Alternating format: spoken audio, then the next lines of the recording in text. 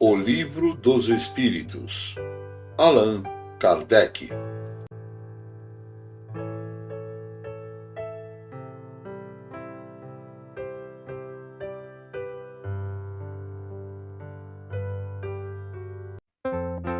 Livro 2, Mundo Espírita ou dos Espíritos.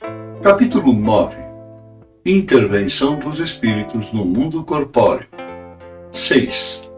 Anjos da Guarda, Espíritos Protetores Familiares ou Simpáticos, Parte 3. 504. Podemos sempre saber o nome do nosso Espírito Protetor ou Anjo da Guarda? Como quereis saber nomes que não existem para vós? Acreditais então que só existem os Espíritos que conheceis? 504-A. Como então o invocar, se não o conhecemos? Dai-lhe o nome que quiserdes, ou de um espírito superior pelo qual tendes simpatia e veneração. Vosso espírito protetor atenderá a este apelo, porque todos os bons espíritos são irmãos e se assistem mutuamente.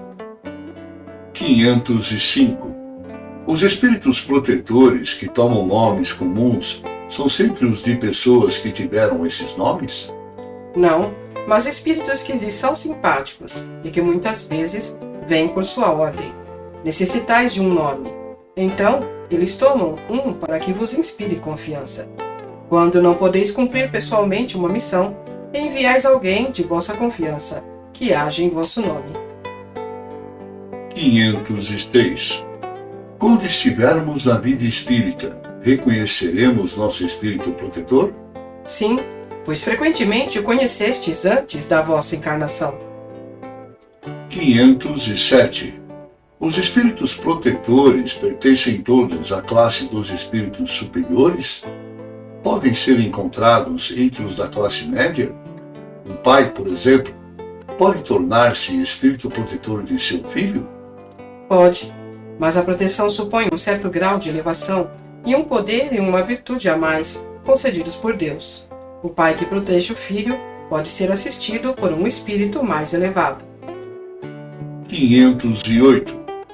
Os espíritos que deixaram a Terra em boas condições podem sempre proteger os que amaram e lhes sobreviveram? Seu poder é mais ou menos restrito.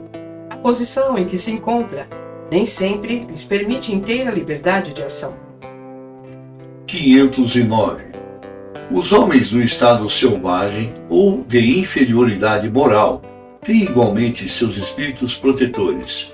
E nesse caso, esses espíritos são de uma ordem tão elevada como os dos homens adiantados? Cada homem tem um espírito que vela por ele, mas as missões são relativas ao seu objeto. Não dareis a uma criança que aprende a ler um professor de filosofia. O progresso do espírito familiar segue o do espírito protegido.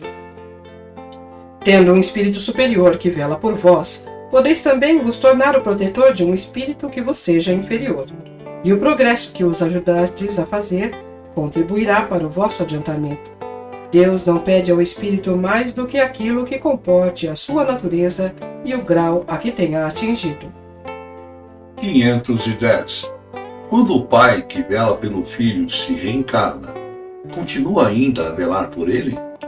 Isso é mais difícil, mas ele pede, no momento de desprendimento, que um espírito simpático o assista nessa missão. Aliás, os espíritos só aceitam missões que podem cumprir até o fim. O espírito encarnado, sobretudo nos mundos de existência material, está demasiado sujeito ao corpo para poder devotar-se inteiramente a outro, ou seja, assisti-lo pessoalmente. Eis porque os não suficientemente elevados estão sob a assistência de espíritos que lhes são superiores, de tal maneira que, se um faltar, por um motivo qualquer, será substituído por outro. 511. Além do espírito protetor, o mau espírito alinhado a cada indivíduo, com o fim de impulsioná-lo ao mal e de lhe propiciar uma ocasião de lutar entre o bem e o mal? Ligado não é bem o termo. É bem verdade que os maus espíritos procuram desviar o homem do bom caminho quando encontram ocasião, mas quando um deles se liga a um indivíduo, o faz por si mesmo, porque espera ser escutado. Então, haverá luta entre o bom e o mal, e vencerá aquele a cujo domínio o homem se entregar. 512. Podemos ter muitos espíritos protetores? Cada homem tem sempre espíritos simpáticos, mais ou menos elevados, que lhes dedicam afeição e se interessam por ele, como há também os que o assistem no mal. 513. Agem os espíritos simpáticos em virtude de uma missão? Às vezes podem ter uma missão temporária, mas em geral são apenas solicitados pela similitude de pensamentos e de sentimentos, no bem como no mal. 513A. Parece resultar daí que os espíritos simpáticos podem ser bons ou maus? Sim, o homem encontra sempre espíritos que simpatizam com ele, qualquer que seja o seu caráter.